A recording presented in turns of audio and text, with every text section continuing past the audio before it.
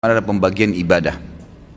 Kita bicara masalah hati yang kita sudah tahu hadis Nabi SAW yang berbunyi di dalam jasad seseorang manusia ada gumpalan darah. Kalau dia baik maka akan baik semuanya, dia seperti rajanya, dan kalau dia buruk maka akan buruk semuanya.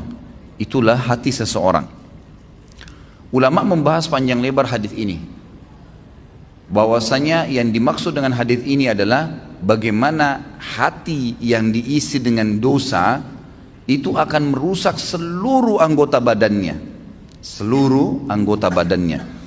Jadi kalau misal ada satu saja penyakit hati, apa saja sifatnya, baik itu riya kah, iri dan dengki kah, apa saja, maka dipastikan itu akan merusak anggota tubuh dia. Artinya dari sisi penampilannya pun akan terganggu. Mukanya, paras wajahnya akan berubah. Orang yang biasa iri dan dengki, wajahnya beda dengan orang yang hatinya nggak ada penyakit iri dan dengki. Beda. Memang ada cahaya-cahaya keimanan di situ di wajahnya. Tentu ini bahasanya besar kalau saya ingin bahas juga hubungkan dengan masalah ibadah. Tapi kita cukupkan dengan masalah penyakit hati yang memang dari penyebab anggota tubuh seseorang selalu terjerumus dalam dosa. Efek besar sekali terhadap hati yang diisi dengan kemaksiatan itu akan berpengaruh kepada fisik dia, dari rambut sampai ke kaki. Subhanallah, pada saat ulama hadis dengan pekahnya menjelaskan kenapa Nabi SAW pada saat meninggal, mohon maaf ini kalau teman-teman yang punya uban, gitu kan?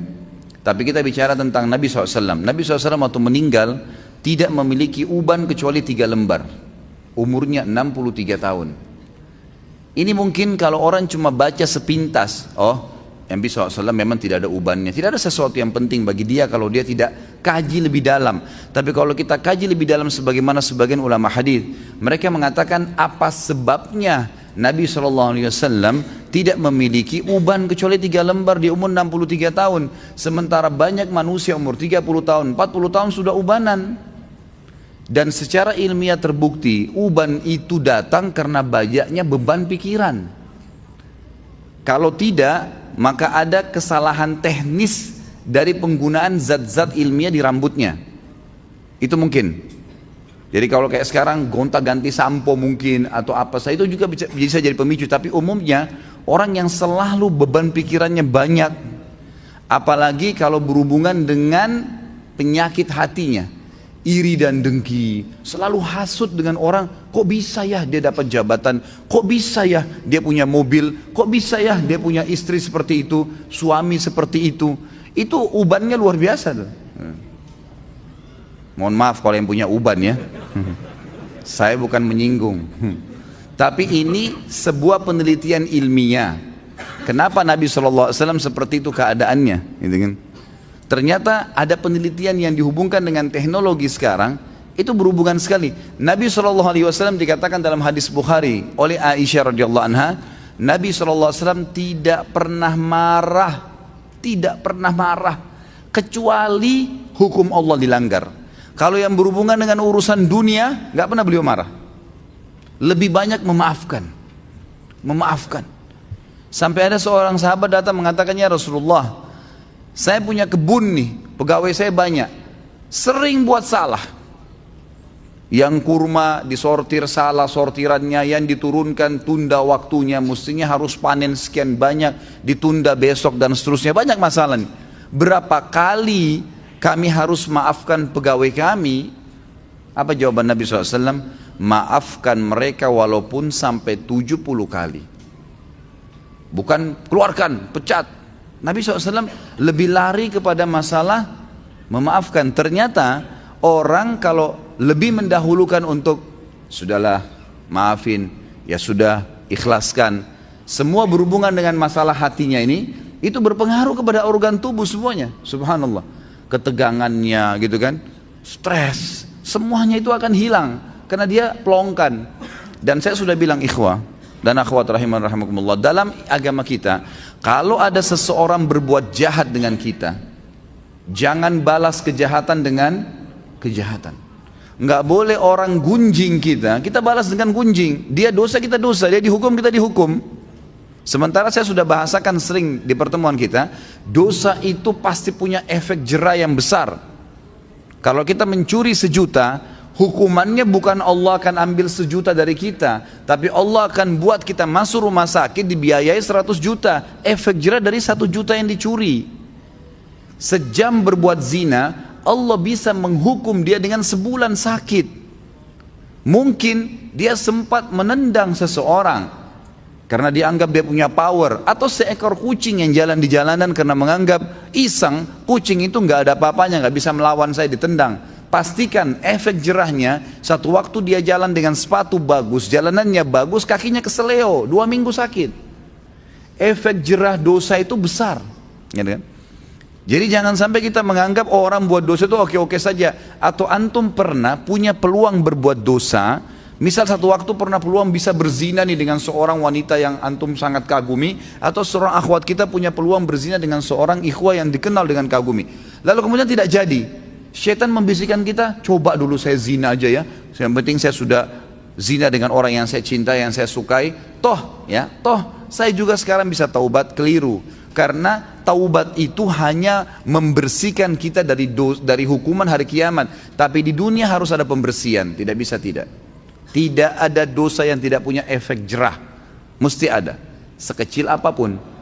Tentu efek jerahnya itu sesuai dengan kadar perbuatan, tapi lebih berat daripada perbuatan dia. Dosa seperti segelas racun. 1 gelas racun ini sebenarnya secara medis bisa diobati dengan susu, karena susu minuman yang steril, bisa mengobati racun yang masuk dalam tubuh. Tapi pertanyaannya, apakah 1 gelas racun bisa diobati dengan 1 gelas susu? Jawabannya tidak mungkin. Mungkin membutuhkan sampai 1000 gelas susu. Artinya efek jerahnya besar. Efek jerahnya besar. Maka kata kunci dalam hati seseorang. Makanya kata para ulama, bisikan syaitan agar seseorang terjerumus dalam dosa dimulai dalam hatinya. Selalu hati yang terbisik. Bukan di kuping kita, bukan di luar, di dalam hati. Tuh lihat tuh begitu tuh coba aja, tuh nggak apa-apa. Dalam hati bisikannya. Dan kalau kita tahan juga dalam hati, maka tidak akan ada masalah. Jadi hati ini memang betul-betul raja nih, kata para ulama. Nabi SAW pernah kedatangan seorang laki-laki dalam hadis Bukhari, ya Rasulullah, wasiatkan saya. Nabi SAW tahu orang ini emosional. Kata Nabi, jangan kamu marah. Marah itu penyakit hati loh ya, di hati. Tapi dia teraplikasikan nanti dengan gerakan tangan, ekspresi wajah, tapi dia dari hati tuh. Nabi SAW ingatkan, jangan kau marah, hatimu tidak boleh. Apalagi ya Rasulullah, jangan kamu marah. Apalagi ya Rasulullah, jangan kamu marah. Nabi SAW, kata para ulama hadis, seringkali memberikan nasihat sahabat sesuai dengan keadaan yang sedang dihadapi oleh orang itu. Jadi makanya kita pun sebagai umat Nabi SAW tidak mengambil hukum spontan dari sebuah hadis, karena itu per kasus di zaman Nabi SAW, gitu kan? Jadi bisa saja sahabat ini pernah seperti ada sahabat yang datang mengatakan, ya Rasulullah, anak muda nih, dalam hadis Bukhari juga, saya siap tinggalkan semua dosa, semua yang Allah larang saya tinggalkan, semua yang Anda larang saya tinggalkan, kecuali satu, izinkan saya berzina. Ini kasus lain lagi. Kata Nabi SAW, apa kau ridha kalau ibumu dizinai?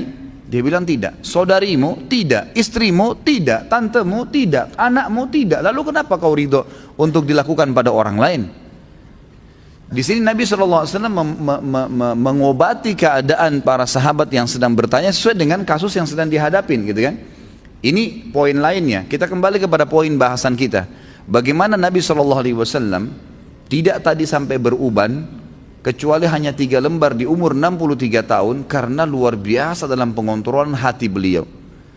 Tidak mudah marah, kecuali hukum Allah. Lebih banyak memaafkan, gitu kan? Dan saya sudah bilang tadi, ikhwan dan akhwat sekalian, ingat, jangan keburukan dibalas dengan keburukan. Orang fitnah, biarin dia fitnah sampai dia capek. Jangan dibalas dengan fitnah. Lalu apa yang saya harus lakukan, Ustadz? Maafkan. Masa sih Ustadz? Maafkan. Enak benar dia Ustadz? Maafkan. Nggak ada kata lain, jawabannya cuma itu. Maafin. Baik. Lalu dia bagaimana? Sudah enak-enak berbuat fitnah saya, sebarin saya. Allah ada.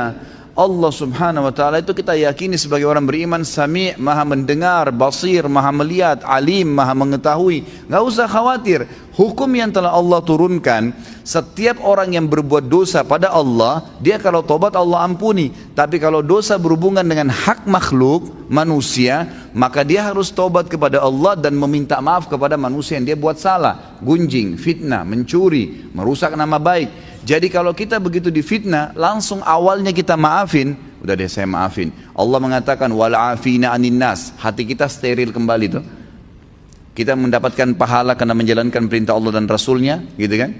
Dan dia selama dia dalam hukum Allah yang kita yakini, dia selama tidak minta maaf dengan kita, hukuman Allah tetap datang pada dia.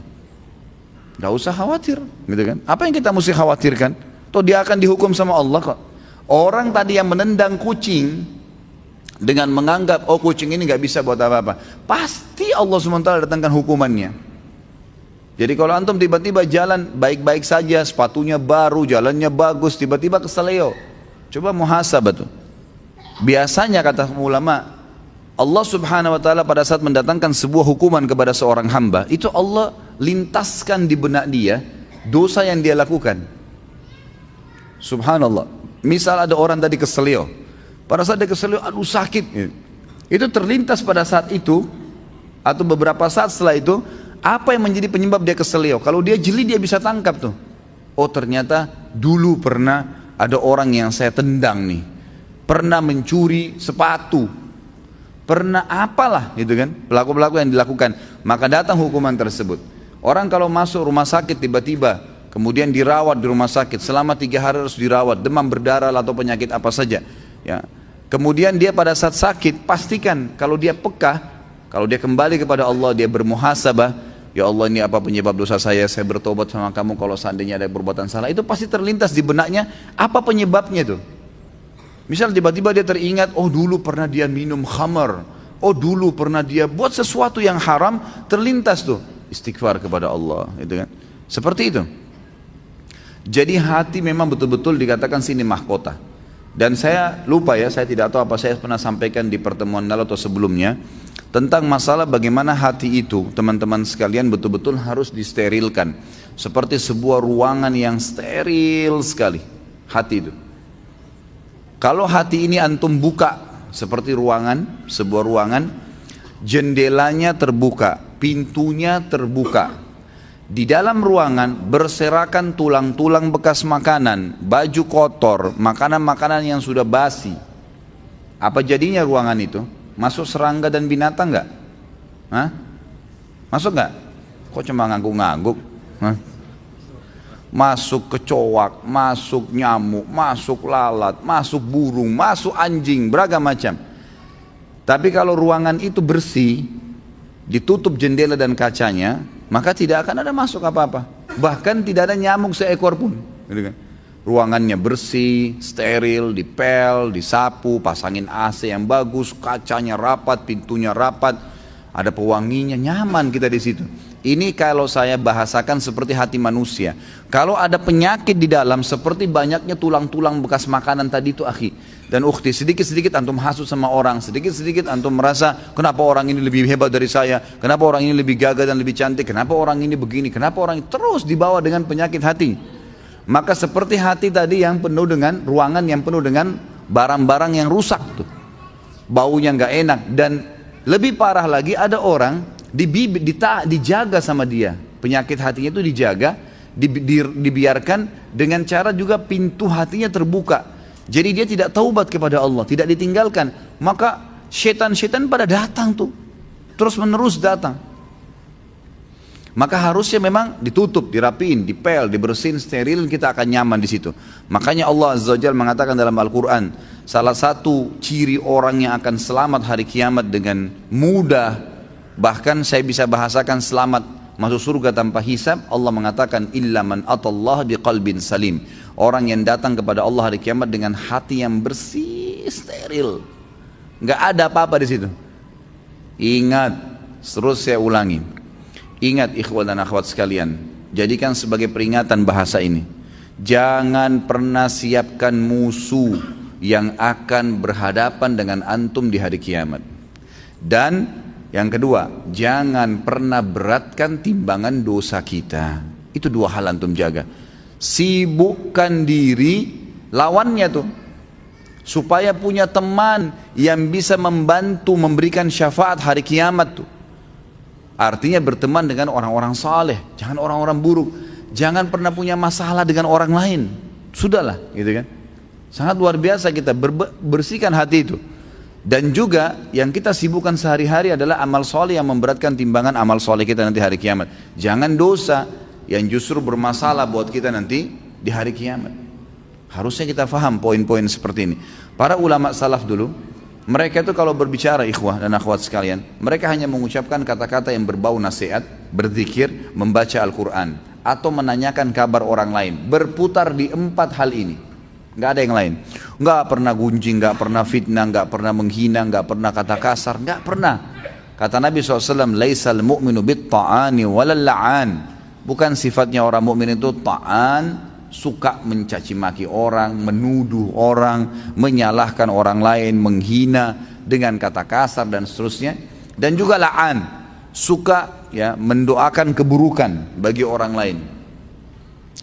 Baik Ustaz, kalau ada orang kebetulan punya kelebihan di hadapan saya, jabatannya lebih bagus, fisiknya lebih sempurna, secara materi lebih mapan, lebih pintar, apa yang saya harus lakukan?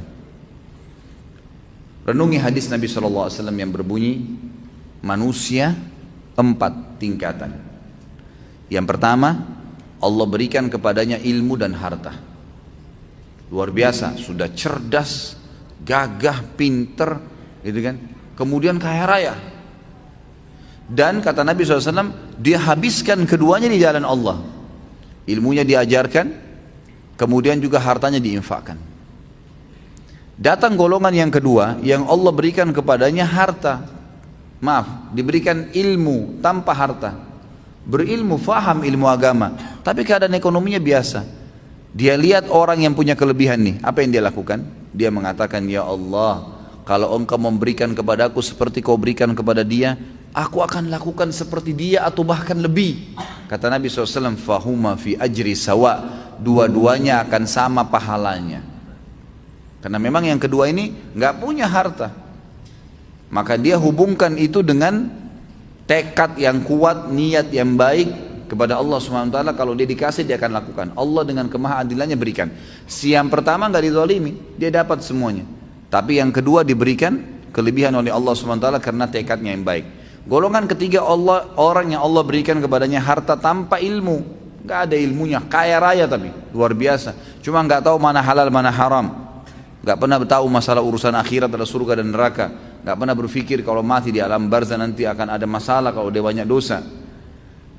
Diberikan, dihabiskan hartanya di jalan kemaksiatan kepada Allah, bangun diskotik, bar, sibuk dengan itu. Kemudian datang golongan keempat, ini yang luar biasa ya. Kejahilan yang luar biasa. Jangan jadi golongan ketiga aja nggak boleh, apalagi golongan keempat. Orang yang tidak dikasih ilmu, nggak dikasih harta, miskin ya kan gitu, dan juga tidak ada, bodoh, nggak ada ilmunya. Yang dia jadikan tolak ukur bukan golongan pertama sama kedua, tapi golongan ketiga. Orang kaya raya yang bangun hotel sana sini banyak kemaksiatannya, diskotik dan seterusnya. Orang-orang yang banyak tiap hari bermaksiat kepada Allah SWT, lalu dia bilang, kalau saya punya harta seperti dia, saya akan buat yang sama. Maka kata Nabi SAW, fahuma fi wazri sawa. Ini orang ini sama-sama dosanya. Rugi nggak kira-kira?